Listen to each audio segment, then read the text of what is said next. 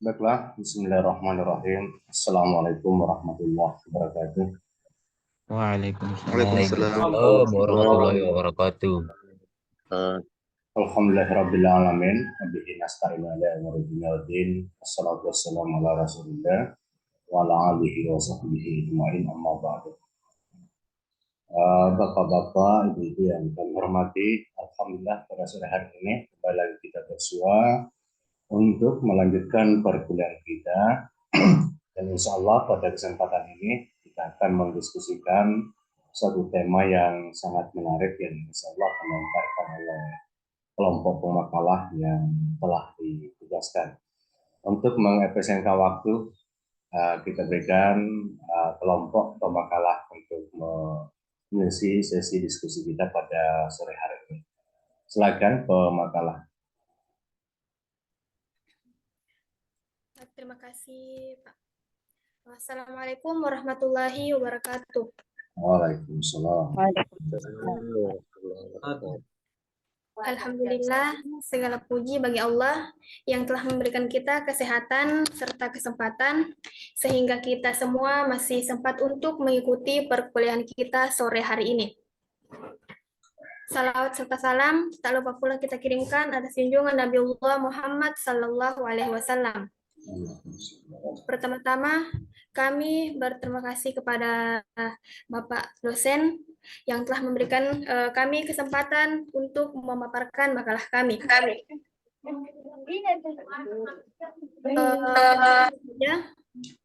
Kami dari kelompok 4 yang beranggotakan 5 orang. Saya sendiri selaku moderator atas nama Nur Mutmain Anwar. Yang kedua, Ibu Trisnawati, Ibu Sutriani, Bapak Kamsir, dan Pak Samsul. Di sini kami akan memaparkan makalah kami yang berjudul Prosedur Pengembangan Evaluasi Pembelajaran. Adapun latar belakang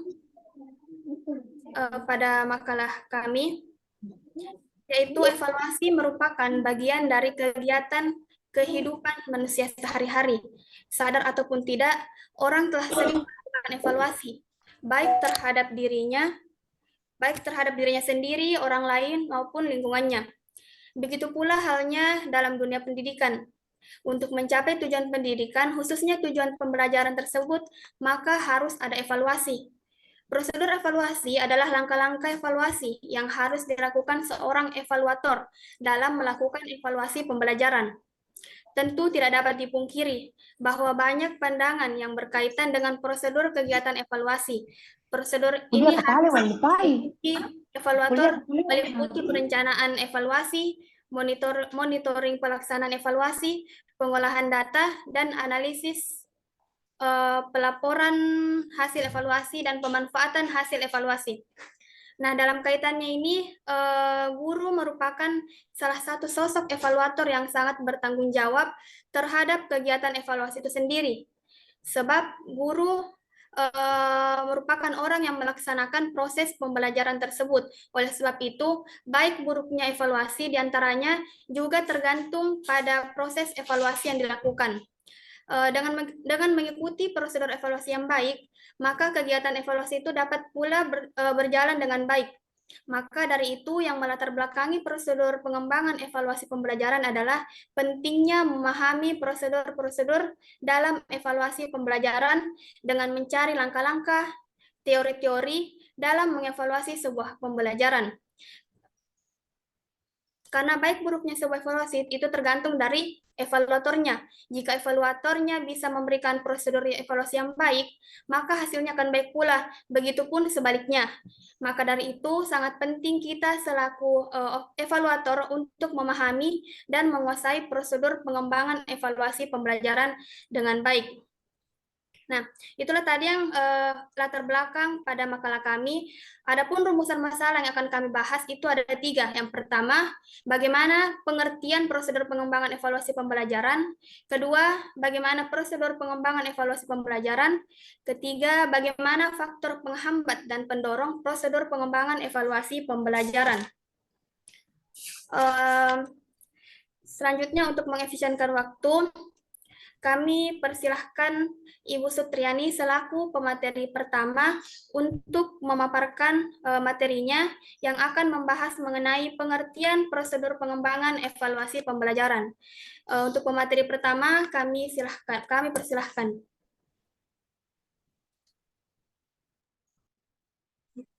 Atas kesempatan yang telah diberikan. Pada kesempatan kali ini, saya akan membahas tentang pengertian prosedur pengembangan evaluasi pembelajaran. Nah, prosedur merupakan serangkaian aksi yang spesifik atau tindakan yang harus dijalankan atau dieksekusi dengan cara yang sama agar mendapatkan hasil yang sama dari keadaan yang sama. Nah, pada kesempatan kali ini kami mengangkat pendapat beberapa ahli. Yang pertama yaitu menurut Kamarudin. Nah, menurut Kamarudin mendefinisikan bahwa prosedur sebagai suatu susunan yang teratur dari kegiatan yang berhubungan satu sama lainnya dan prosedur-prosedur yang berkaitan melaksanakan dan memudahkan kegiatan utama dari suatu organisasi. Kemudian pendapat yang kedua yaitu dari Narko. Menurut Narko, prosedur adalah urutan-urutan pekerjaan klerikal yang melibatkan beberapa orang yang disusun untuk menjamin adanya perlakuan yang sama terhadap penanganan eh, secara berulang-ulang. Kemudian yang ketiga, yakni menurut Ardios, menyatakan bahwa prosedur adalah suatu bagian sistem yang merupakan rangkaian tindakan yang menyangkut beberapa orang dalam satu atau beberapa bagian yang ditetapkan untuk menjamin agar suatu kegiatan itu dapat terjadi secara berulang kali dan dilaksanakan secara seragam. Nah, dapat dipahami bahwa prosedur adalah urutan kegiatan aktif atau aktivitas yang melibatkan beberapa orang dalam satu departemen atau yang lebih yang dilaksanakan secara berulang-ulang dengan cara yang sama. Kemudian selanjutnya yakni pengertian dari pengembangan. Sebagaimana yang kita tahu bahwa pengembangan berasal dari akar kata kembang yang artinya tumbuh.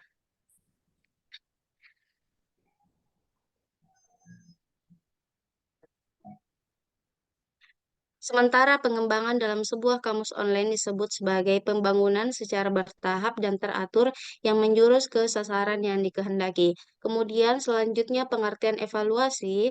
Evaluasi adalah kata Indonesia yang diterjemahkan dalam bahasa Inggris, yakni evaluation, dalam bahasa Arab at-takdir, yang diterjemahkan yakni penilaian. Akar katanya adalah value, dalam bahasa Arab al-qiyamah, dalam bahasa Indonesia berarti nilai. Nah, kami mengangkat beberapa pendapat pakar tentang evaluasi. Yang pertama, menurut Waisong, nah, Wesong di sini mengatakan bahwa evaluasi adalah proses untuk menggambarkan, memperoleh, atau menghasilkan informasi yang berguna untuk mempertimbangkan suatu keputusan. Kemudian yang kedua, menurut Uman, mengemukakan bahwa proses evaluasi adalah untuk mencoba menyesuaikan data objektif dari awal hingga akhir pelaksanaan program sebagai dasar penilaian terhadap tujuan program. Kemudian menurut Edwin dan Gerald, yakni evaluasi itu menunjuk kepada atau mengandung pengertian suatu tindakan atau suatu proses untuk menentukan nilai dari sesuatu. Dan yang terakhir yakni pengertian dari pembelajaran itu sendiri. Nah, pembelajaran yakni berasal dari kata dasar belajar yang berarti sebuah proses perubahan di dalam kepribadian manusia dan perubahan tersebut ditampakkan dalam bentuk peningkatan kualitas dan kuantitas tingkah laku seperti peningkatan kecakapan, pengetahuan, sikap, kebiasaan, pemahaman, keterampilan, daya pikir, dan kemampuan-kemampuan yang lain. Jadi, dapat kita pahami dari pengertian-pengertian tersebut bahwa prosedur pengembangan evaluasi pembelajaran adalah langkah-langkah atau tahapan-tahapan evaluasi yang harus dilakukan seorang evaluator dalam melaksanakan evaluasi pembelajaran. Atau dapat kita katakan bahwa prosedur pengembangan evaluasi pembelajaran adalah langkah-langkah yang digunakan yang telah dirancang dan dikembangkan dan diimplementasikan dalam bentuk alat evaluasi yang efektif untuk mengukur pencapaian pembelajaran siswa. Nah, demikianlah pengertian dari prosedur pengembangan evaluasi pembelajaran. Selanjutnya saya kembalikan kepada moderator. Baik, terima kasih Ibu Sutrani atas materinya. Selanjutnya untuk materi kedua yaitu akan membahas mengenai pendekatan yang digunakan dalam pengembangan evaluasi akan dibawakan oleh Bapak Kamsil. Dengan ini kami persilahkan. Baik, terima kasih atas kesempatan yang diberikan. Saya akan membahas sedikit tentang pendekatan yang digunakan dalam pengembangan evaluasi pada makalah kita pada hari ini. Yang pertama yaitu perencanaan evaluasi kita bisa tinjau dari dua pendekatan, yaitu perencanaan evaluasi. Pendekatan yang pertama yaitu pendekatan program pembelajaran. Jadi pendekatan dapat digunakan secara individual itu atau kelompok. Sedangkan strategi akan menentukan metode, media, dan sumber belajar yang akan digunakan. Dan ini sangat penting. Penting sekali bagi evaluator ketika ingin melakukan analisis kebutuhan dalam pembelajaran, hendaknya dimulai dari peserta didik, kemudian komponen-komponen yang terkait dengannya. Maka dari itu, terbagilah dua pendekatan yang kami angkat pada hari ini. Yang pertama adalah pendekatan program pembelajaran. Suatu program minimal terdiri atas 3 dimensi. Yang pertama adalah inputnya, prosesnya, dan outputnya. Dalam evaluasi terdapat 4 dimensi, yaitu pertama konteks, input, prosesan, produk. Nah, di sini evaluator harus menyusun desain evaluasi yang dituangkan dalam bentuk proposal, karena melakukan evaluasi sama halnya dengan melakukan penelitian. Kegiatan evaluasi sama dengan kegiatan penelitian. Yang kedua adalah pendekatan hasil belajar. Pendekatan hasil belajar ini dapat dibagi menjadi 3 bagian, yaitu domain hasil belajar, proses, dan hasil belajar, dan kompetensi. Perencanaan evaluasi dilihat dalam perspektif penilaian hasil belajar, maka dalam perencanaan ini penilaian hasil belajar ada beberapa faktor yang harus diperhatikan, seperti merumuskan tujuan penilaian, mengidentifikasi kompetensi dan hasil belajar, menyusun kisi-kisi atau blueprint, mengembangkan draft instrumen, uji coba dan analisis instrumen, revisi dan merakit instrumen baru. Mungkin itu dari saya kembalikan kepada moderator. Baik, terima kasih untuk materi keduanya. Selanjutnya untuk materi ketiga atau materi utama dalam makalah kami yaitu prosedur pengembangan evaluasi pembelajaran. Nah, untuk materi ini akan dibawakan oleh Ibu Trisnawati. Dengan ini kami persilahkan. Ya, Bismillahirrahmanirrahim. Terima kasih pada moderator atas kesempatannya. Ya, di sini saya akan membawakan materi yang ketiga, yakni mengenai prosedur evaluasi pembelajaran itu sendiri. Ya, evaluasi pembelajaran dilakukan untuk menilai hasil peserta didik, sehingga evaluasi pembelajaran dilakukanlah penilaian atau pengukuran terhadap kemampuan peserta didik. Nah, kegiatan evaluasi dianggap berhasil apabila evaluasi yang dilakukan telah melalui proses evaluasi yang telah dirancang oleh evaluator. Nah, adapun menurut Zainal Arifin dalam bukunya bahwa prosedur yang harus diikuti evaluator meliputi yang pertama. Di sini langkah yang pertama yang kami ambil yakni perencanaan evaluasi. Ya. Kemudian langkah yang kedua yaitu pelaksanaan evaluasi. Kemudian langkah yang ketiga monitoring pelaksanaan evaluasi. Kemudian langkah yang keempat pengolahan data dan analisis. Kemudian pelaporan hasil evaluasi, dan yang terakhir pemanfaatan hasil evaluasi itu sendiri.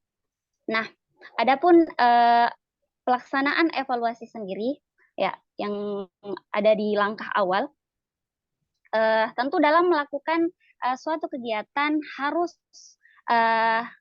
kita harus memiliki perencanaan terlebih dahulu. Oleh sebab itu, seorang evaluator harus dapat membuat perencanaan evaluasi yang baik, karena ia merupakan langkah utama yang akan menjadi penentu mengenai keefektifan langkah-langkah selanjutnya. Nah, adapun dalam melakukan proses perencanaan evaluasi di sini ada 6 hal-hal yang perlu diperhatikan. Yang pertama di sini ada analisis kebutuhan. Nah, analisis kebutuhan ini tujuannya untuk mengidentifikasi kebutuhan dan menentukan skala prioritas pemecahannya. Kemudian selanjutnya menentukan tujuan penilaian. Jadi secara garis besar di sini ada 4 tujuan penilaian, di mana yang pertama penilaian formatif, yakni untuk memperbaiki kinerja atau proses pembelajaran. Kemudian penilaian sumatif, yaitu untuk menentukan keberhasilan peserta didik. Dan selanjutnya penilaian diagnostik, yaitu untuk mengidentifikasi kesulitan belajar peserta didik selama proses pembelajaran. Kemudian penilaian penempatan, yaitu untuk menentukan posisi peserta didik sesuai dengan kemampuan yang mereka miliki. Dan selanjutnya mengidentifikasi kompetensi dan hasil belajar. Ya, di sini seorang guru harus mampu mengukur kompetensi yang telah dicapai oleh peserta didik selama proses pembelajaran. Selanjutnya menyusun kisi-kisi. Ya, setelah menyusun kisi-kisi, mengembangkan draft instrumen pengembangan. Lalu uji coba dan analisis soal yang telah direncanakan. Kemudian yang terakhir revisi dan merakit soal itu sendiri. Ya, ini adalah hal-hal yang perlu diperhatikan dalam perencanaan evaluasi itu sendiri. Kemudian langkah yang kedua adalah pelaksanaan evaluasi itu sendiri. Nah, pelaksanaan evaluasi artinya bagaimana cara melakukan suatu evaluasi sesuai dengan perencanaan evaluasi yang telah kita rancang di perencanaan awal. Kemudian tahap yang ketiga yakni monitoring pelaksanaan evaluasi itu sendiri, di mana langkah ini dilakukan untuk melihat apakah pelaksanaan evaluasi pembelajaran telah sesuai dengan perencanaan yang dirancang di awal atau bahkan yang belum. Nah, di sini ada 2 aspek yang diperhatikan, yakni yang pertama untuk melihat relevansi pelaksanaan evaluasi dengan perencanaan evaluasi, kemudian yang kedua untuk melihat hal-hal yang terjadi selama pelaksanaan. Kemudian di tahap keempat itu pengolahan data, kemudian yang kelima pelaporan hasil evaluasi pembelajaran itu sendiri. Nah, pelaporan hasil pembelajaran pada umumnya melaporkan prestasi dan pencapaian hasil belajar. Nah, laporan prestasi belajar itu disampaikan kepada pihak apakah itu guru, orang tua, sekolah, terutama siswa itu sendiri.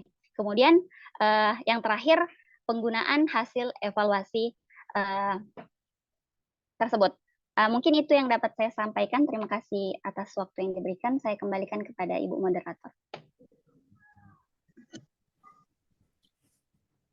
Terima kasih untuk materinya. Untuk materi terakhir yang akan membahas mengenai faktor penghambat dan pendorong yang akan dibawakan oleh Pak Samsul. Dengan ini kami persilahkan. Baik, terima kasih oleh moderator memberikan kesempatan kepada kami untuk membahas tentang materi yang terakhir. Saya langsung saja pada materi yang keempat ini. Saya diberi amanah untuk membahas tentang faktor-faktor penghambat dan pendorong prosedur pengembangan evaluasi pembelajaran. Di samping upaya yang dilakukan pendidik untuk meningkatkan minat belajar peserta didik, pada faktanya terdapat juga faktor-faktor dan penghambat yang tentunya kita sudah mengalami bersama. Adapun beberapa faktor pendukung keberhasilan upaya yang dilakukan oleh pendidik, tentunya juga banyak kita dapatkan di lingkungan pendidikan. Untuk kesempatan ini, saya akan mencoba untuk membahas dulu. Yang pertama adalah mendahulukan faktor pendukung.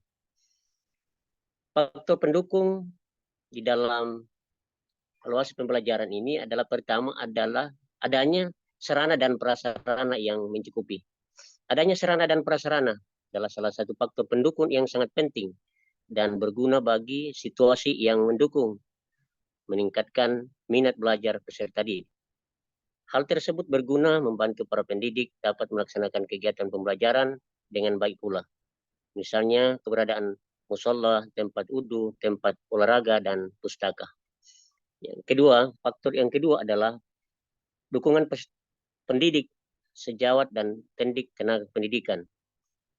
Kebersamaan yang hangat merupakan satu bentuk dukungan moral yang berguna di lingkungan sekolah. Semangat bersamaan yang antara sesama pendidik di sekolah sangat diperlukan untuk menguatkan semangat pendidik itu sendiri, yang kemudian berdampak positif mengatur ritme kerjanya dalam proses pembelajaran. Kebersamaan tersebut salah satunya terkait dengan pola komunikasi yang sehat dan saling mendukung berbagai ide dan berbagai pengalaman. Selain itu juga, tak kalah pentingnya dukungan sejawat yang bekerja pada bagian tenaga pendidikan, keberadaan mereka dapat menopang kerja administratif pendidik dalam menunaikan kewajiban di kelas. Yang ketiga, adanya dukungan penuh kepada kepala sekolah. Dukungan penuh dari kepala sekolah sangatlah penting sebagai kebijakan penuh kepada guru-guru, baik itu guru agama maupun guru-guru umum, dalam menjalankan kegiatan-kegiatan di dalam lingkungan sekolahnya. Faktor pendukung yang keempat adalah adanya kesadaran peserta didik. Hal yang paling penting dan utama juga dari faktor pendukung adalah kesadaran belajar yang tumbuh dari dalam diri peserta didik itu sendiri. Faktor ini menjadikan salah satu kekuatan yang menentukan tingkat minat belajar peserta didik. Tanpa kesadaran ini peserta didik kurang termotivasi mengikuti pembelajaran. Faktor pendukung yang kelima adalah dukungan orang tua siswa atau peserta didik. Motivasi hidup tidak hanya diberikan oleh pihak sekolah saja, melainkan juga dari pihak orang tua. Karena setelah sampai peserta didik di rumah, mereka belajar di bawah tanggung jawab orang tua. Maka dukungan orang tua sangatlah dibutuhkan untuk mendukung daripada proses evaluasi pembelajaran itu sendiri. Selanjutnya, saya akan mencoba untuk menguraikan faktor penghambat. Faktor penghambat daripada evaluasi pembelajaran atau pengembangan evaluasi pembelajaran. Hasil penelitian yang dilakukan Al-Nashir 2018 menyatakan bahwa hambatan guru baik di SD, MI dalam implementasi pembelajaran tematik dibagi menjadi dua, yakni formal atau internal dan eksternal. Formal internal dalam guru yakni rendahnya kompetensi profesional guru di SDMI terkait pembelajaran tematik. Hal ini akibat dari minimnya workshop dan penelitian terhadap guru itu sendiri. Sementara faktor eksternal berasal dari karakteristik dan latar belakang siswa yang berbeda-beda. Beberapa faktor yang menjadi penghambat guru dalam mengimplementasikan pembelajaran tematik. Harus disadari bahwa dalam penerapan pembelajaran tematik, guru harus meningkatkan kompetensi profesionalisme sehingga dapat minimalisir hambatan yang terjadi dalam proses pembelajaran. Dengan berbagai cara, yaitu mempelajari pembelajaran tematik secara otodidak melalui buku atau artikel yang ada di jurnal dan di internet. Bintek yang hanya sekali tentu belum bisa memahami secara komprehensif. Untuk itu, pengembangan pembelajaran tematik berada di tangan guru sendiri. Beberapa faktor menjadi penghambat pula dalam pengimplementasian pembelajaran tematik. Harus disadari bahwa dalam penerapan pembelajaran tematik, guru harus meningkatkan kompetensi profesionalisme sehingga dapat meminimalisir hambatan yang terjadi dalam proses pembelajaran dengan berbagai cara, yaitu mempelajari pembelajaran tematik secara otodidak melalui buku atau artikel itu sendiri, jurnal internet. Bintek hanya sekali tertentu belum bisa memahamkan secara menyeluruh. Faktor-faktor penghambat pelaksanaan evaluasi pembelajaran yang tentunya menjadi pokok bahasan juga kita hari ini, yakni salah satu bentuknya sangat beragam. Di antaranya adalah kurangnya tenaga kependidikan, kurang tersedianya sarana dan prasarana yang memadai, kurangnya semangat siswa dalam belajar sehingga dalam mengikuti ujian dan beberapa siswa yang harus dijemputi dari rumahnya untuk mengikuti ujian. Kemampuan anak yang berbeda-beda, latar belakang sekolah yang berbeda. Ada lulusan SD, ada yang lulusan MI, daya serap materi yang juga berbeda-beda. Sehingga kurang penguasaan materi dan kurangnya respon dalam mengikuti pembelajaran dan evaluasi yang kurang sepenuhnya dijadwalkan secara rutin. Demikian apa yang dapat saya paparkan pada kesempatan ini dan saya kembalikan ke moderator. Terima kasih. Baik, terima kasih Pak Samsul untuk materinya. Itulah tadi materi-materi yang ada pada kelompok kami. Kurang dan lebihnya mohon dimaafkan. Selanjutnya saya akan membacakan kesimpulan dari makalah kami. Pertama, pengembangan evaluasi pembelajaran merupakan langkah penting dalam memastikan keberhasilan proses belajar mengajar. Prosedur pengembangan evaluasi pembelajaran ini melibatkan perencanaan evaluasi, monitoring pelaksanaan evaluasi, pengolahan data dan analisis, serta pelaporan dan pemanfaatan hasil evaluasi. Selanjutnya, terdapat faktor-faktor penghambat dan pendorong dalam prosedur pengembangan evaluasi pembelajaran. Faktor penghambat dapat meliputi keterbatasan sumber daya, kurangnya pemahaman tentang prosedur evaluasi, dan resistensi terhadap perubahan. Terakhir yaitu faktor pendorong dapat berupa dukungan dari pihak sekolah, ketersediaan sumber daya yang memadai, dan komitmen guru dalam melaksanakan evaluasi secara efektif. Nah, itulah tadi materi kami. Kurang dan lebihnya mohon dimaafkan. Selanjutnya kami membuka sesi tanya-jawab. Bagi Bapak Ibu yang akan mengajukan pertanyaan, kami persilahkan.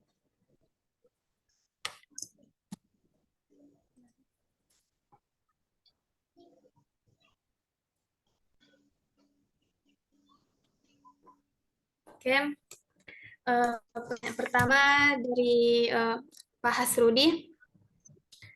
Dengan ini langsung saja kami persilahkan, Pak. Baik, terima kasih atas kesempatan yang telah diberikan oleh moderator untuk memberikan sedikit pertanyaan singkat. Tentu sebagaimana yang kita ketahui bahwa yang namanya evaluasi adalah proses yang terus berjalan atau kontinu, ya, yang tidak ada henti-hentinya karena pasti ada saja kekurangan-kekurangan yang bisa terjadi dalam proses pembelajaran yang kita lalui. Nah, tentu yang ingin saya tanyakan perihal masalah evaluasi tadi, itu kira-kira ketika kita melakukan suatu model pembelajaran, ya, yang mana kita pasti evaluasi pembelajaran tersebut, kira-kira adakah syarat-syarat atau faktor-faktor yang dapat menyebabkan bahwa evaluasi ini model pembelajaran ini harus kita ganti. Kira-kira adakah faktor-faktor atau misalkan kalau misalkan tidak mencapai target misalkan 70% proses berjalannya tidak sesuai dengan target, apakah harus diganti? Contoh misalkan kayak kemarin ke-13 diganti menjadi kurikulum merdeka, tentu pasti ada evaluasi yang telah dilakukan sedemikian rupa sehingga digantilah kurikulum tersebut. Ya, kira-kira itu yang saya tanyakan. Apakah faktor-faktor yang dapat menyebabkan bahwa model pembelajaran kita harus kita ganti? Nah, begitupun sebaliknya, kapan kira-kira faktor-faktor bahwa model pembelajaran ini harus kita pertahankan? Nah, begitu. Itu saja yang saya tanyakan. Saya kembalikan kepada moderator.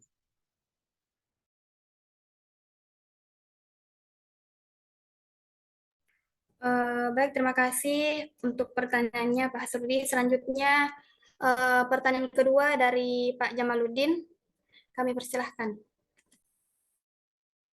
Baik, terima kasih sahabat Nur Mutmainnah yang moderator pada sore hari ini atas kesempatan yang diberikan. Yang saya hormati Bapak Dr. Abdul Hadis selaku dosen pengampu, sahabat-sahabat semuanya. Hari ini kita membahas tentang prosedur pengembangan evaluasi pembelajaran. Dan tadi oleh pemateri dijelaskan materi tentang ada beberapa prosedur tadi, kemudian sebelumnya menjelaskan ada dua pendekatan di dalam yang digunakan di dalam perencanaan evaluasi. Pendekatan yang pertama adalah pendekatan program pembelajaran dan yang kedua adalah pendekatan hasil belajar. Nah, ini yang saya ingin gali lebih dalam dan ini mempertanyakan apakah ada perbedaan prosedur dari kedua pendekatan. Prosedur evaluasi program pembelajaran dan prosedur evaluasi hasil belajar. Tentu ada perbedaan prosedur. Mohon kepada pemateri menjelaskan jika memang ada apa perbedaan dari kedua prosedur pendekatan evaluasi yang telah dijelaskan. Terima kasih. Assalamualaikum warahmatullahi wabarakatuh. Tapi Pak, tadi pertanyaannya, apakah ada perbedaan dari prosedur, pendekatan dari yang dua tadi itu? Oh ya. Selanjutnya kami persilahkan untuk penanya ketiga, Ibu Wildayani. Baik, terima kasih atas kesempatannya moderator. Pertanyaan saya tadi sempat disinggung sama Pak Hasrudi tentang kapan evaluasi pembelajaran ini dikatakan berhasil, apa saja syaratnya. Kemudian saya ingin mempertanyakan bahwa evaluasi pembelajaran ini apakah hanya pada tahap-tahapannya yang ada pengembangannya ataukah bisa juga dilakukan pengembangan cara mengevaluasinya pakai aplikasi. Jadi tahapannya kah saja yang dikatakan ada pengembangannya atau cara-cara menganalisis hasil evaluasinya. Terima kasih. Tapi Bu, bisa diulang satu kali. Kurang jelas masalah yang tadi yang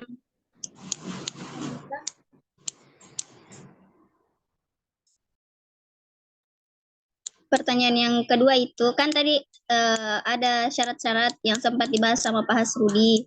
Yang kedua itu apakah evaluasi ini dikatakan ada pengembangan di tahap-tahapannya ataukah lewat kayak cara mengevaluasinya kayak aplikasinya ada pengembangannya baru dikatakan pengembangan evaluasi.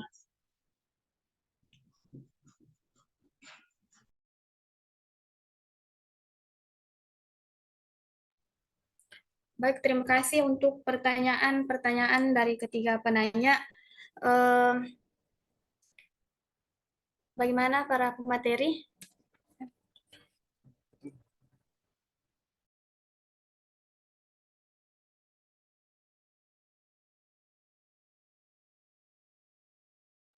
Yang pertanyaan pertama itu tadi yang Pak Hasrudi, adakah syarat atau faktor yang menyebabkan model pembelajaran itu diganti dan kapan harus dipertahankan atau kapan harus diganti kalau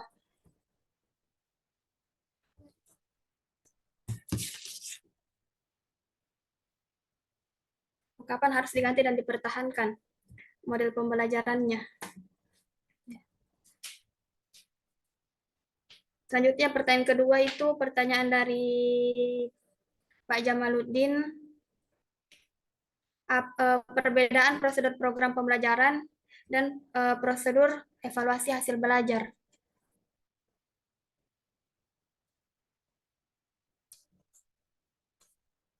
Bagaimana pemateri? Saya sedikit menjawab moderator. Silahkan Bu Sutriani.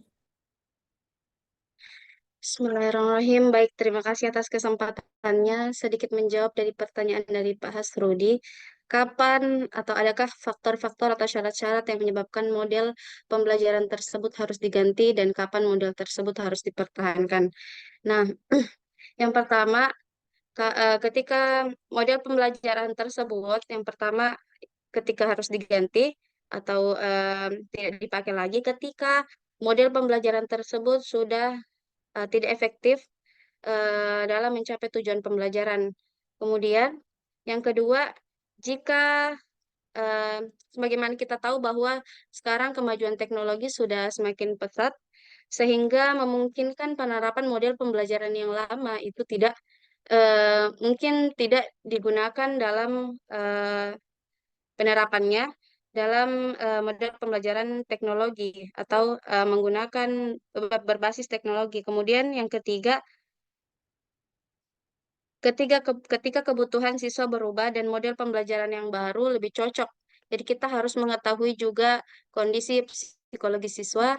Jadi ketika kita mengevaluasi kemudian terdapat penurunan prestasi belajar, maka mungkin proses atau model pembelajarannya boleh diganti. Kemudian dalam hal model pembelajaran dipertahankan, yakni tentunya ketika kita melakukan evaluasi dan menunjukkan bahwa siswa mampu mengetahui dan memahami pembelajaran tersebut.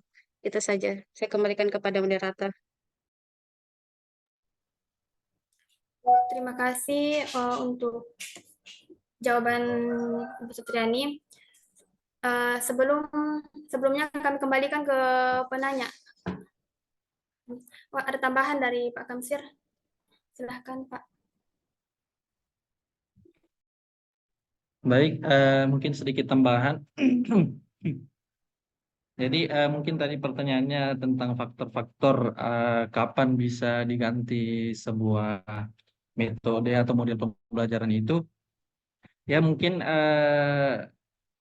misalnya ya metode pengajaran, materi pembelajaran itu kita dapat sesuaikan dengan tujuan pembelajaran dan kebutuhan siswa. Kemudian faktor-faktor yang bisa kita sesuaikan dengan model pembelajaran antara lain strategi pengajarannya, teknologi yang kita gunakan, alokasi waktunya, kemudian kita sesuaikan dengan gaya belajar siswa. Tapi saya tidak sebenarnya menjawab itu, saya sedikit menambahkan saja. Kemudian yang ingin saya jawab dari pertanyaan dari Bapak Jamaluddin Mangka. Izin Bu Moderator, saya sedikit menjawab. Yaitu tadi ditanyakan kalau tidak salah masalah perbedaan dari kedua pendekatan yang kita angkat ya.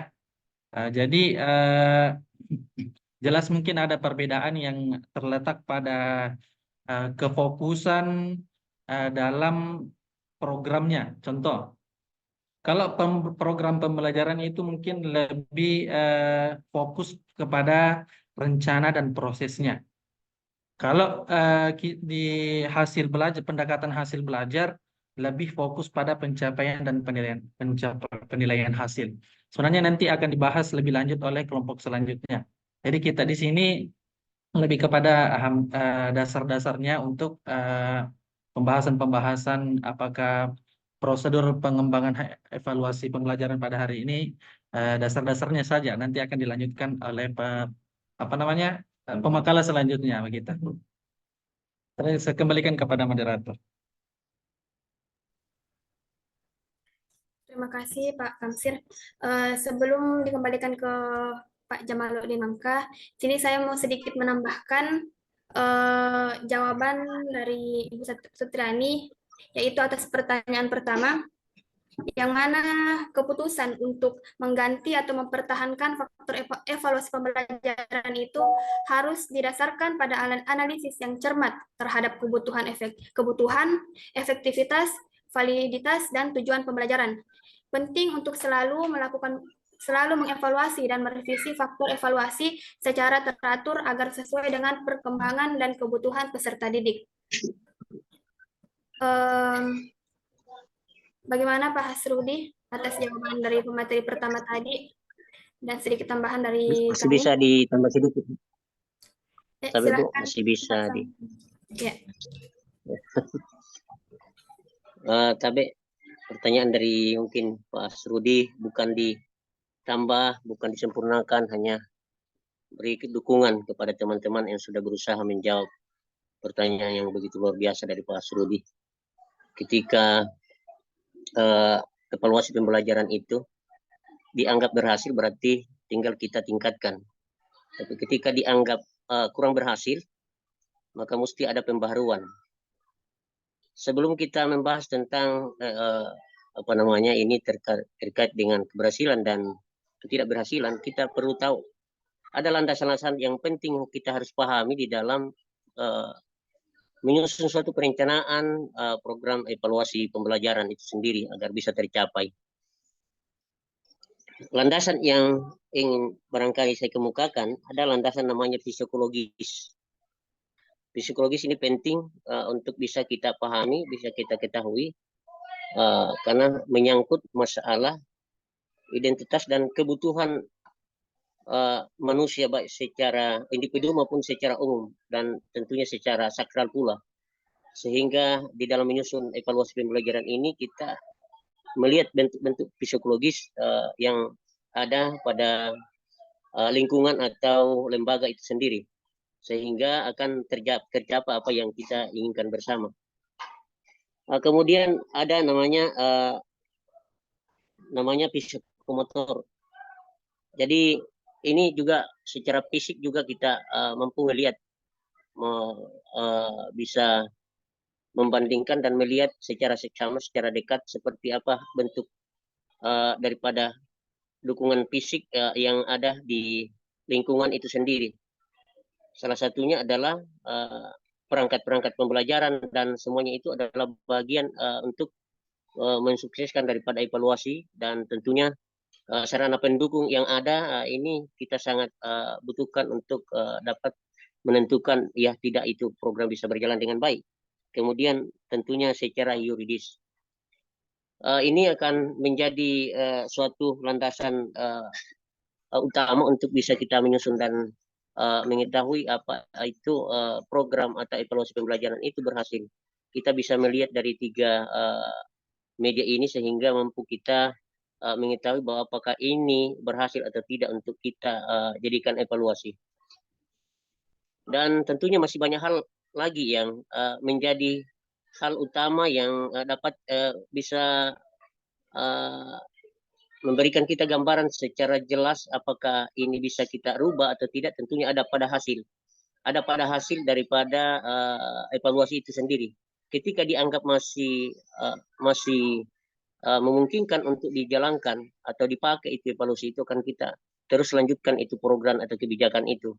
Dan ketika sudah tidak memberikan hasil yang baik atau menunjukkan kemajuan, saya kira itu perlu kita sudah butuh pertimbangan dan butuh evaluasi atau perubahan. Saya kira itu yang bisa saya tambahkan sedikit terkait dengan pertanyaan Pak Asrudi. Terima kasih. Terima kasih Pak Samsul atas jawabannya. Kami kembalikan kepada Pak Asrudi. Bagaimana Pak atas jawaban-jawaban dari pemateri kami? Baik, terima kasih atas jawaban-jawaban yang telah diberikan oleh para pemateri. Saya kira sangat luar biasa semua ya jawabannya, dan tentu kami juga terima. Namun sedikit saya ingin sampaikan bahwa tentu yang namanya evaluasi tadi itu ya dia tidak memiliki batasan. Tentu dalam memaparkan atau dalam menetapkan juga model pembelajaran, tentu kita terkadang bimbang ketika hasilnya tidak mencapai target yang kita inginkan. Apakah kita mesti melakukan perubahan atau kita melakukan perkembangan? Nah, tentu biasanya lebih mudah untuk melakukan perkembangan daripada perubahan. Karena kenapa? Ketika kita melakukan perkembangan, tentu karena itu sudah ada dasarnya ya. Jadi karena ketika ada sesuatu yang ingin dikembangkan, itu kan sudah ada dasarnya, ada pondasinya. Namun ketika dikembangkan, tapi ternyata hasilnya sudah tetap tidak memenuhi sesuai dengan hasil evaluasi yang kita inginkan. Nah, kemudian dalam perkembangan itu pula kita artinya sudah mencapai titik tidak tahu apanya lagi mau dikembangkan, sehingga dengan jalan yang baru kita harus melakukan suatu perubahan. Ya, kita harus mengganti perkembangan tadi menjadi suatu perubahan yang baru. Namun dalam perubahan juga kita tahu bersama bahwa tentu sangat luar biasa rintangan atau hambatan, karena memulai pondasi dan membangun pondasi yang baru. Biasanya juga terkadang ketika melakukan perubahan, tentu biasa itu diberikan kepada orang-orang yang pintar dulu, kita kepada sekolah-sekolah yang unggul dulu. Apakah perubahan kira-kira ini dapat mereka lakukan?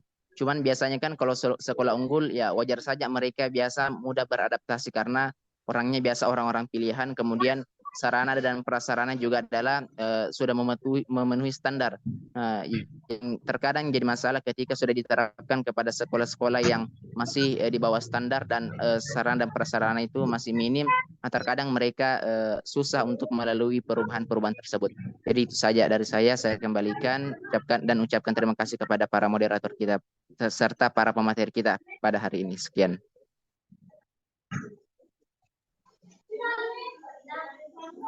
Terima kasih Mas Rudi. Bagaimana pemateri yang lain? Sebelumnya kami kembalikan dulu kepada Pak Jamaluddin Mangka, karena tadi sudah dijawab pertanyaannya oleh Pak Kamsir. Baik, Bu Mutmainnah. Bisa tangkap dari Pak Kamsir bahwa kita sepakat ada perbedaan prosedur dalam evaluasi hasil belajar dan prosedur dalam evaluasi program pembelajaran. Namun kalau kita merujuk kepada definisi prosedur yang dijalankan tadi oleh siapa namanya pemateri, bahwa prosedur itu adalah serangkaian aksi, serangkaian kegiatan, tahapan yang harus dijalankan, diikuti untuk mencapai tujuan. Nah, serangkaian tahapan aksi itulah yang saya minta diberikan oleh pemateri dalam evaluasi hasil belajar. Itu juga prosedur awal belajar, tidak hanya kan bahwa fokusnya saja. Ini kan judulnya prosedur, jadi kita berbicara prosedur. Tolong pemateri memberikan prosedur tahapan yang jelas yang harus diikuti di dalam evaluasi belajar. Begitu pula di dalam program pembelajaran. Mudah-mudahan bisa. Terima kasih. Assalamualaikum warahmatullahi wabarakatuh.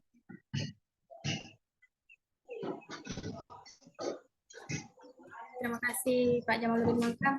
Saya kembalikan dulu ke pemateri. Apakah ada tambahan?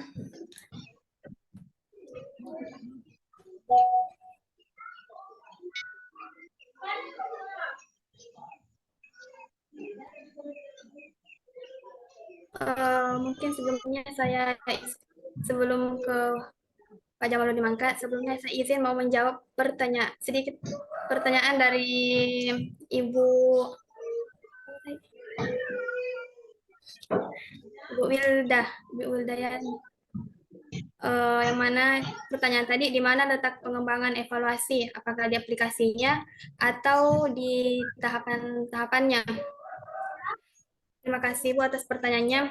Sebenarnya kami di sini, makalah kami itu memfokuskan ke prosedur pengembangan evaluasinya.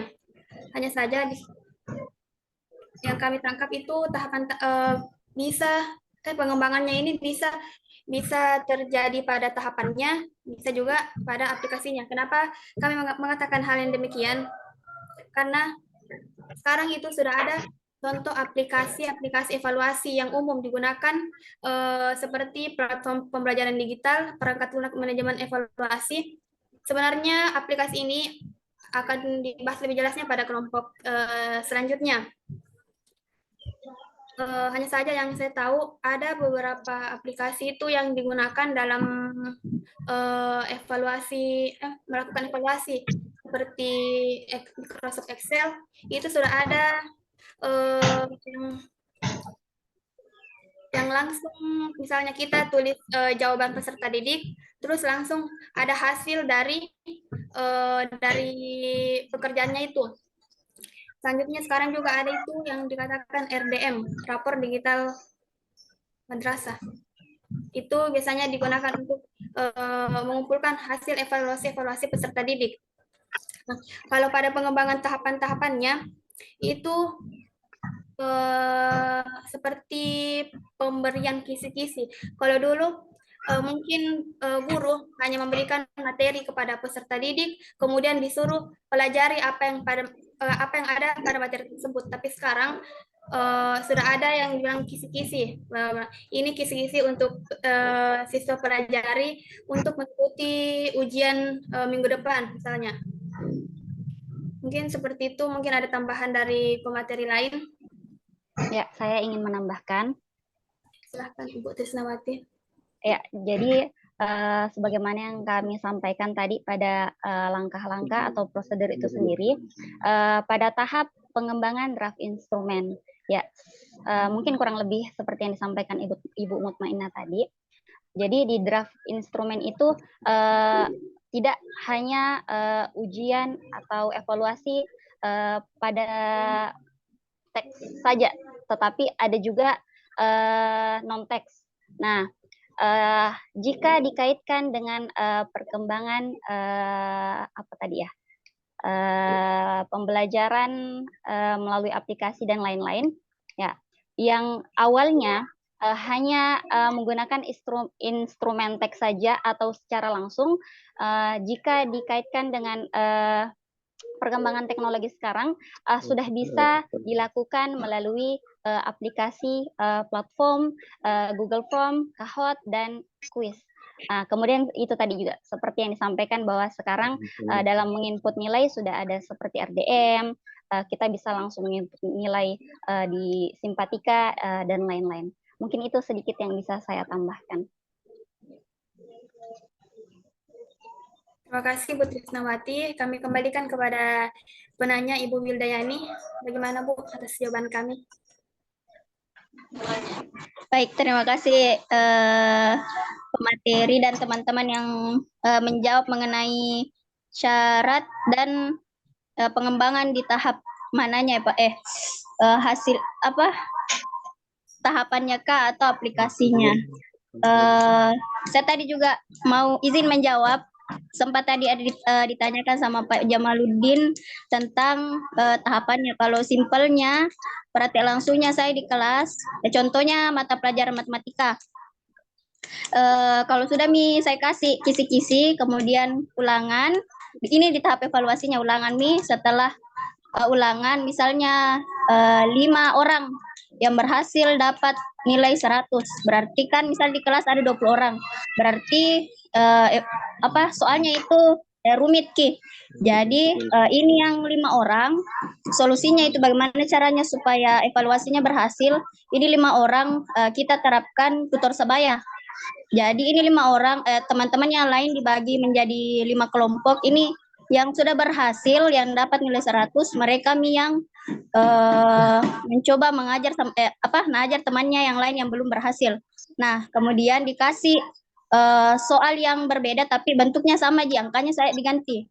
Nah, ketika mereka sudah berhasil, kalau di kelasku itu saya anggap pelajaran itu sudah tercapai sesuai sama tujuan pembelajaran yang akan dicapai. Begitu kalau dari saya. Terima kasih. Tapi barangkali bisa saya tambah dengan, bukan menambah tapi memberikan masukan terkait pertanyaan Pak Jamaluddin Mangka tadi, Ustadz. Baik, terima kasih. Izin moderator bisa menambahkan. Iya, Pak.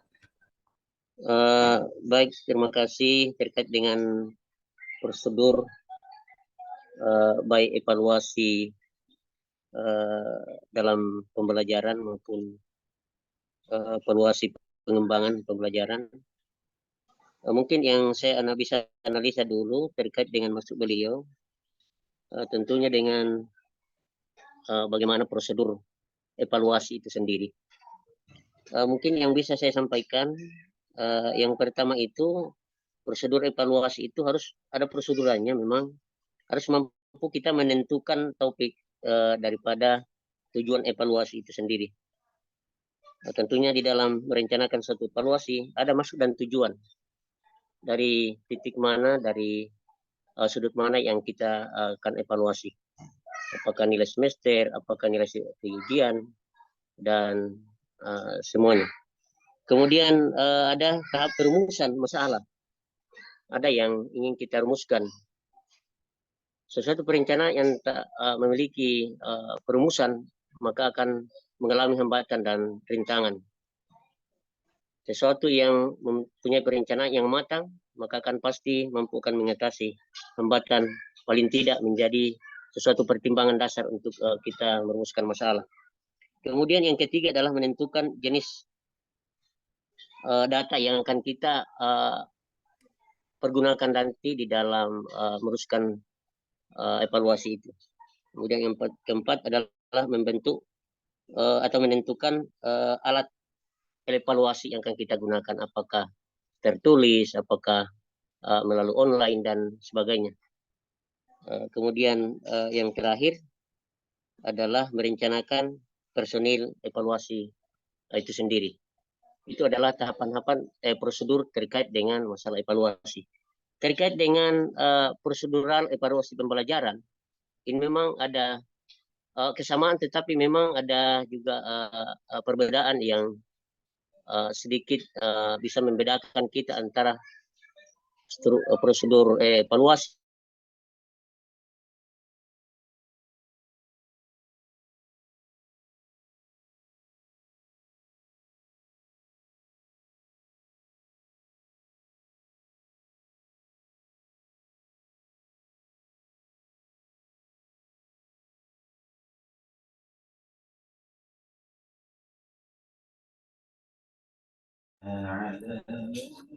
Kayaknya jaringannya Pak Samsul tiba-tiba bermasalah.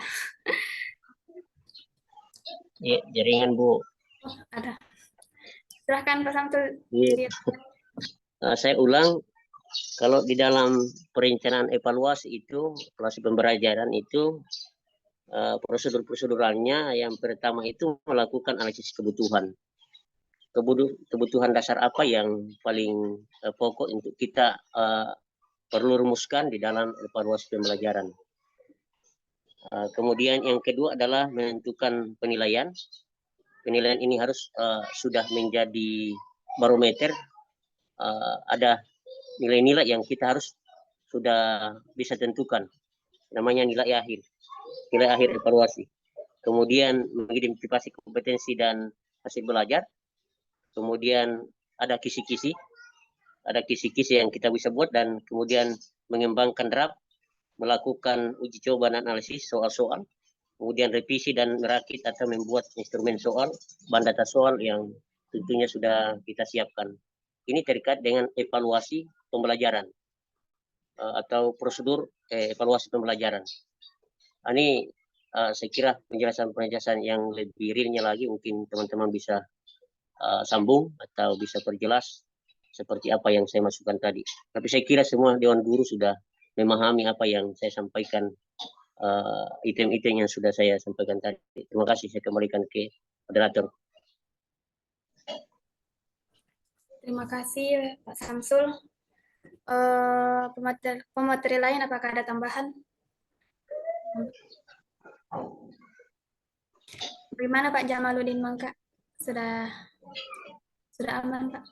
Baik, terima kasih atas penjelasannya baik dari Pak Samsul, Pak Tamsir, dan tadi dari saya.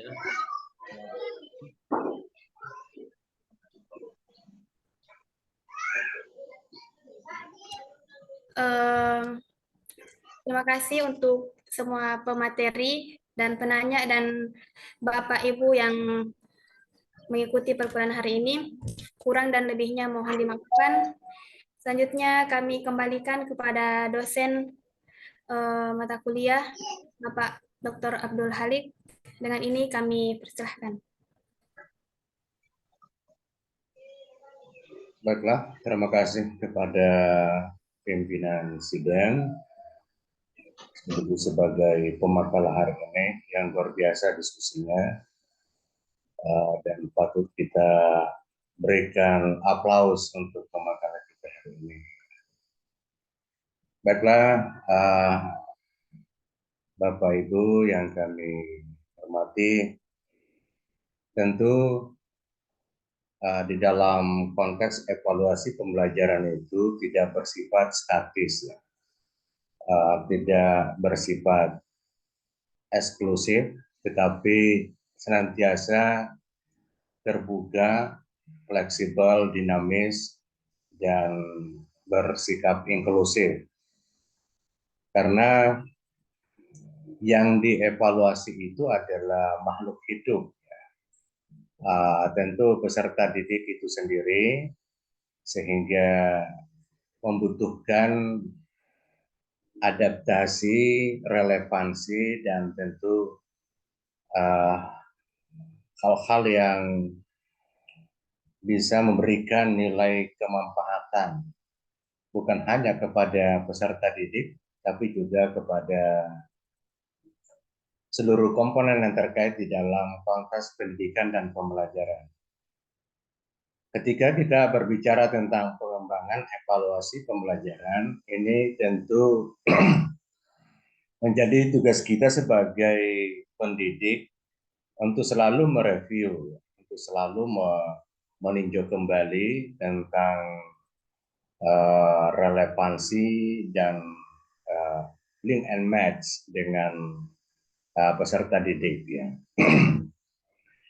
Kalau kita berbicara pengembangan evaluasi pembelajaran, maka tentu kita perlu mengawali membahas tentang apa sih komponen pembelajaran itu sendiri. Apa komponen evaluasi pembelajaran. Jadi di sini kita ingin mengungkap tentang ruang lingkup evaluasi pembelajaran yang tentu di dalamnya itu adalah komponen-komponen yang menjadi subsistem. Ketika kita sudah memahami tentang komponen atau subsistem di dalam evaluasi pembelajaran, baru kita bisa berbicara dengan ilmiah tentang bagaimana pengembangannya. Jadi kita mau kembangkan apanya dalam konteks evaluasi pembelajaran itu. Jadi saya menambahkan sedikit catatan tentang komponen evaluasi pembelajaran di sini. Yang pertama adalah tujuan penilaian. Jadi tujuan evaluasi atau penilaian dalam konteks pembelajaran di samping untuk mengetahui ketercapaian tujuan pembelajaran, perkembangan atau progres pembelajaran peserta didik, mendiagnosa hambatan pembelajaran, tetapi juga memperkuat untuk memahami tentang agar ada kepuasan di dalam belajar. Jadi kita memberikan evaluasi kepada peserta didik agar peserta didik memiliki kepuasan. Jadi puas dengan ikhtiarnya, dengan kerja kerasnya, dan dengan sendirinya peserta didik akan termotivasi di dalam belajar. Jadi itu jangan sampai kita mengevaluasi pembelajaran membuat anak didik menjadi stagnan, menjadi mengalami degradasi suasana batin mereka, bahkan bersikap traumatis di dalam belajar. Itu yang kita hindari, karena kadangkala ya anak-anak tidak puas dengan hasil evaluasi pembelajaran yang kita berikan. Nah ini ya, tentu ketika ada dampak yang seperti itu berarti ini membutuhkan koreksi. Jadi koreksi yang tadi disampaikan tentang hal-hal yang menjadi indikator di dalam perubahan evaluasi itu sendiri atau sistem evaluasi. Kemudian yang kedua, komponen yang kedua ini adalah kompetensi dan hasil pembelajaran. Jadi kita melakukan evaluasi, kita perlu memahami tentang kompetensi yang akan diukur, yang akan dinilai. Jadi tentu ini merujuk kepada SLABI atau RPP yang ada.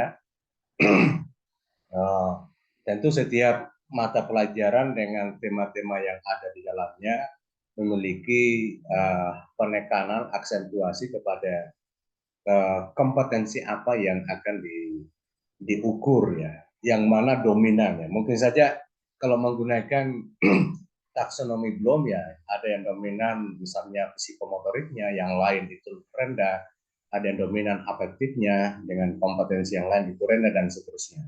Jadi ini perlu ada kepastian di dalam konteks evaluasi ya, supaya dapat nanti mendesain sistem evaluasi ketika merujuk kepada kompetensi yang akan dicapai oleh peserta didik. Kemudian ada kisi-kisi ya. Jadi komponen itu di dalamnya ada kisi-kisi.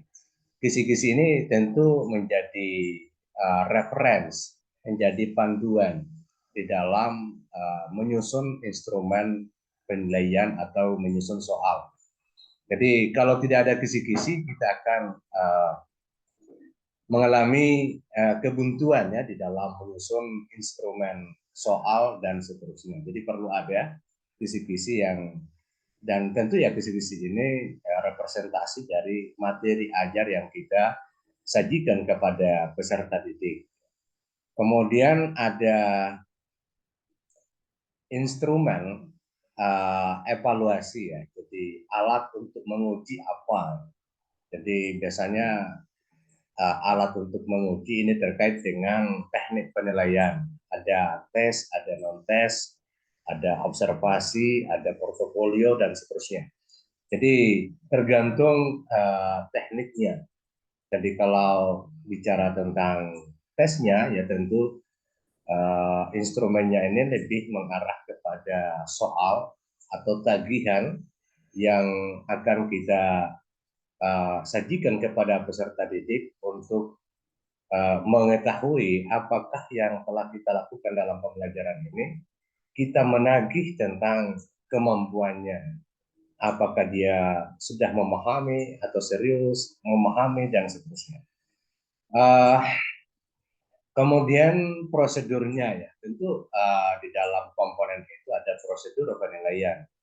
Jadi langkah-langkah yang harus dilakukan di dalam konteks penilaian. Tadi ada prosedur dengan pendekatan proses dan ada pendekatan hasil ya tadi, atau pendekatan program.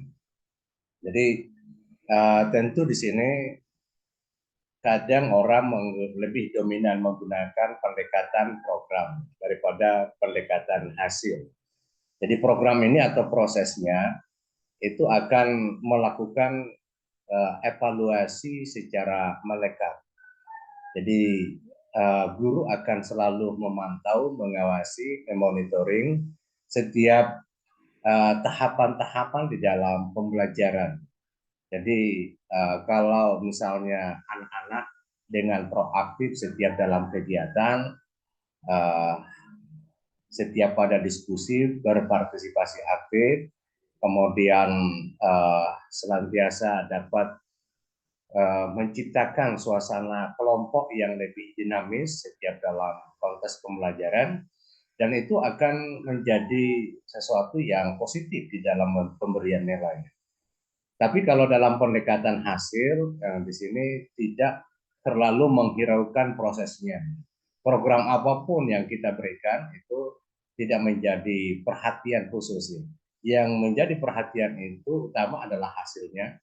Misalnya apa kinerjanya, apakah dia mampu membuat makalah atau karya ilmiah atau proyek-proyek tertentu. Nah di sini problemnya itu adalah kadangkala karya ilmiahnya atau produk yang diharapkan dapat dihasilkan itu bukan karya murni dari mereka atau ada plagiat dan seterusnya. Itu juga yang kadangkala menjadi kelemahan ya dalam pendekatan hasil. Tapi kalau mau pendekatan program atau proses, ketika programnya berjalan efektif, maka memungkinkan akan melahirkan satu hasil yang lebih memuaskan. Kemudian teknik analisis hasil penilaian. Jadi dalam komponen penilaian itu atau evaluasi ada teknik-teknik analisisnya. Jadi kita telah menetapkan bagaimana menganalisis hasil pembelajaran atau hasil penilaian dari peserta didik itu.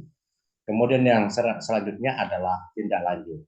Jadi setiap evaluasi pembelajaran itu harus ada tindak lanjutnya yang teman-teman selama ini lakukan. Ada tindakan remedial, ada pengayaan, dan juga ada penyesuaian. Jadi itu terkait dengan komponen evaluasi pembelajaran, lalu masuk kita konteks prosedurnya ya. Jadi prosedur pengembangan evaluasi pembelajaran tadi sudah disampaikan secara gramatikal dan leksikal ya.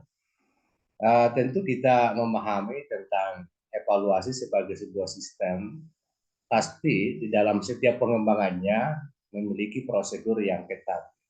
Jadi nanti prosedurnya itu sebagai sebuah mekanisme yang endingnya nanti menjadi sebuah sintaksis di dalam menyusun atau mengembangkan evaluasi pembelajaran.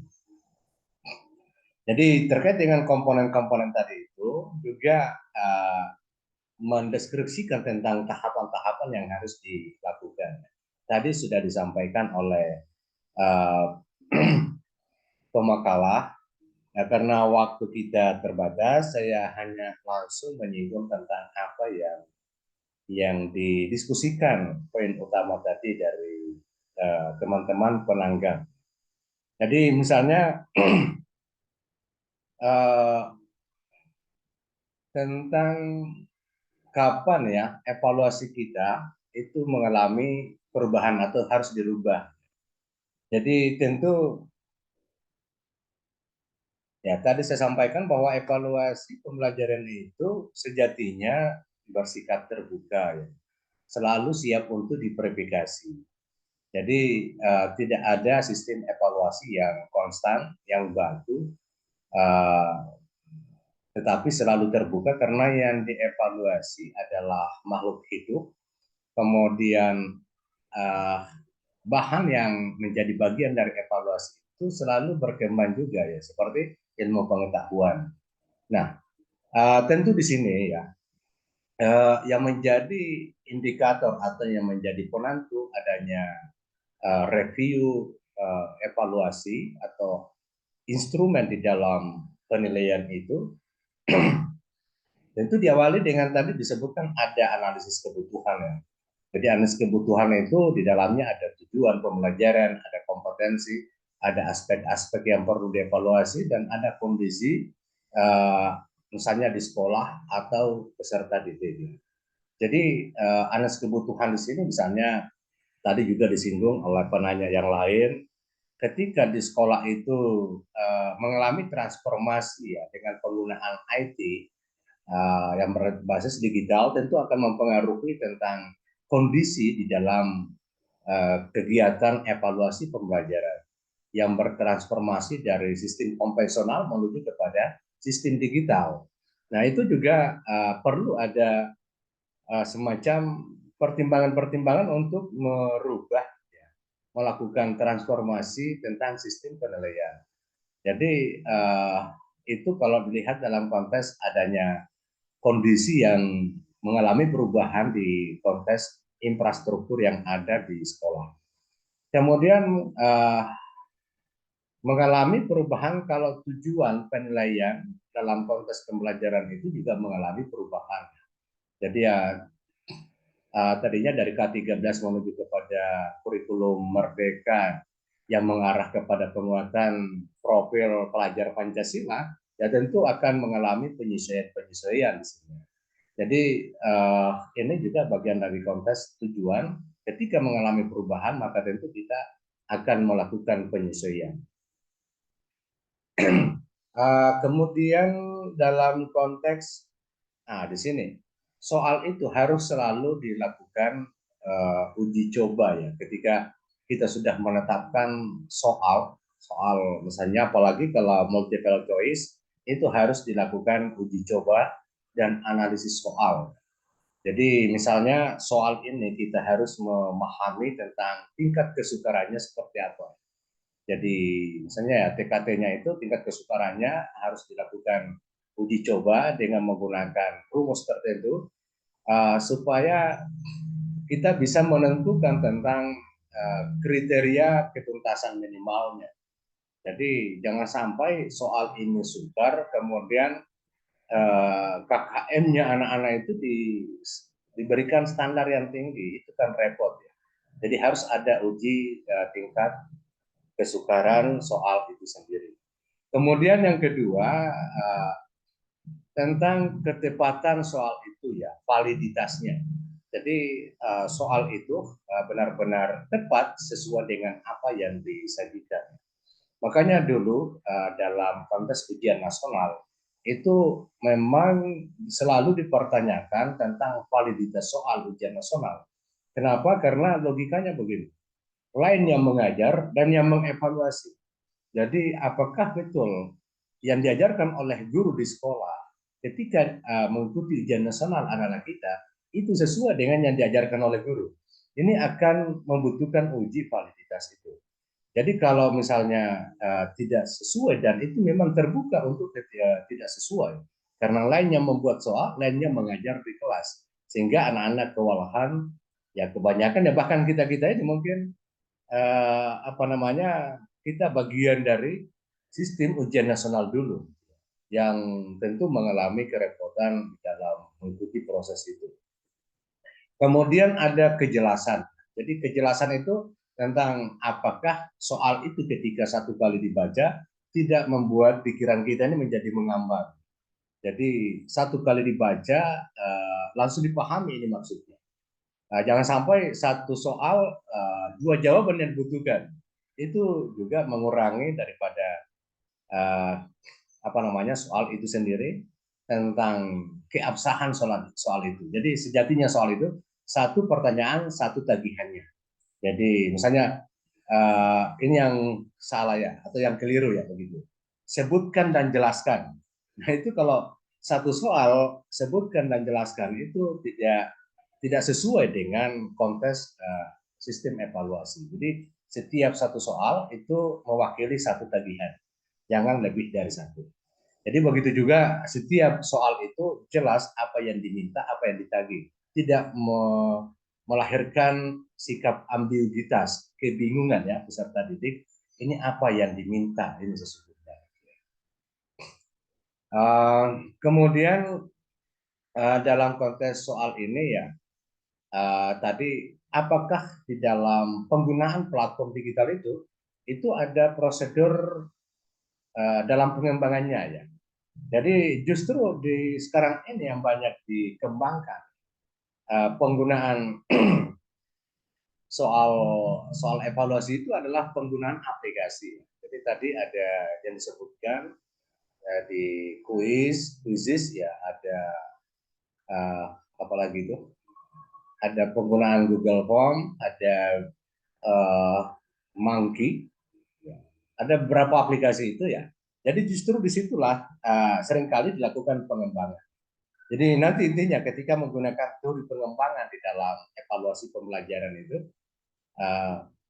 sama halnya dengan pada mata kuliah yang lain ada pengembangan media pembelajaran PAI. Ada yang EDI, ada ESUR, ada BERX, dan seterusnya. Itu akan mengarah kepada 3 sasaran. Jadi apakah penggunaan evaluasi dengan platform digital quizzes misalnya itu akan valid atau tidak. Kemudian yang kedua, apakah itu platform sifatnya praktis atau tidak. Yang ketiga, apakah platform itu digunakan efektif atau tidak. Jadi paling tidak kalau kita melakukan pengembangan suatu platform digital dalam sistem evaluasi, itu harus menghasilkan 3 tadi komponen atau variabel itu, yakni validitasnya, valid, benar-benar valid itu platform digital atau soalnya yang diuji di dalam menggunakan platform digital. Yang kedua, apakah praktis, apakah soal ini praktis dikerjakan ketika menggunakan platform digital. Yang kedua, efektif ya. Efektif untuk mengukur kompetensi tertentu. Jadi itu 3 yang harus diukur ketika kita ingin mengembangkan sistem evaluasi pembelajaran. Apakah itu menggunakan pendekatan digital atau menggunakan pendekatan konvensional itu sendiri.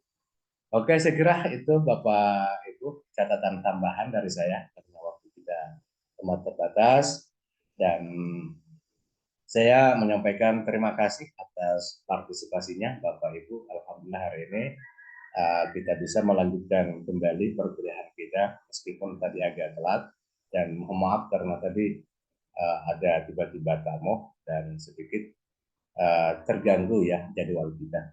Tapi saya yakin Bapak Ibu tidak mengurangi semangat kita untuk tetap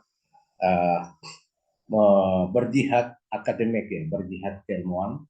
Insya Allah tadi apa yang didiskusikan menjadi nilai keberkahan buat kita semua di dalam mengembangkan keilmuan. Segera demikian Bapak Ibu, marilah kita mengakhiri pertemuan kita kali ini dengan bersama-sama baca kalimat hamdalah. Alhamdulillahirabbil alamin. Assalamualaikum warahmatullahi wabarakatuh. Waalaikumsalam. Terima Terima kasih Pak Dokter. Pak Dokter. Selamat istirahat Bapak Ibu ya.